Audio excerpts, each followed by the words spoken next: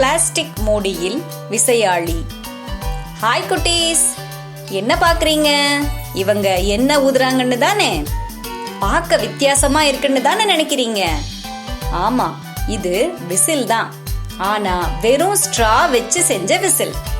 வாங்க அதை எப்படி செய்யறதுன்னு பார்க்கலாம். இதை செய்யறதுக்கு நமக்கு ஒரு தடிமனான ஸ்ட்ரா, கத்தரிக்கோல், அப்புறம் டேப் மட்டும்தான் தேவை. முதல்ல ஸ்ட்ராவை 2 சம பாகமா வெட்டிக்கணும். அதுல ஒரு ஸ்ட்ராவை எடுத்து ஒரு சின்ன முக்கோணமா வெட்டி அதை எடுத்துடணும். இதோ படத்துல காட்டி இருக்கிற மாதிரி. பிறகு இன்னொரு பக்கம் வெட்டி விட்டு அதை ஒரு மடிப்பு மாதிரி மடிச்சுக்கணும்.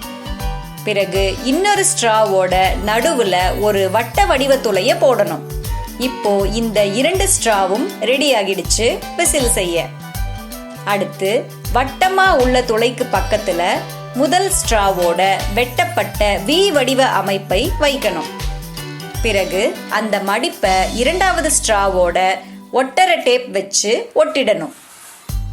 இப்போ இந்த 2 ஸ்ட்ராவும் ஒன்னா இருக்கும். இந்த முதல் ஸ்ட்ராவுல உள்ள கீ போன்ற அமைப்பால இந்த ஸ்ட்ராவை நாம அசைக்க முடியும். இதோ நம்மோட விசில் தயார். இப்போ நீங்க இந்த விசில்ல ஊதுனதும் இதுல இருந்து சூப்பரா சத்தம் வருது பாருங்க.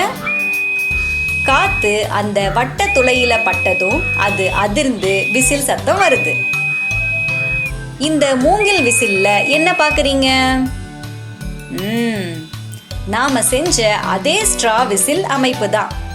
இந்த சின்ன குழாய் வழியா காத்து உள்ள போய் வெட்டப்பட்ட துளையில பட்டு அதிர்ந்து விசில் சத்தம் வருது. என்ன குழந்தைங்களா, இந்த விசில் உங்களுக்கு ரொம்பவும் பிடிச்சிருக்கும்னு நம்புறோம்.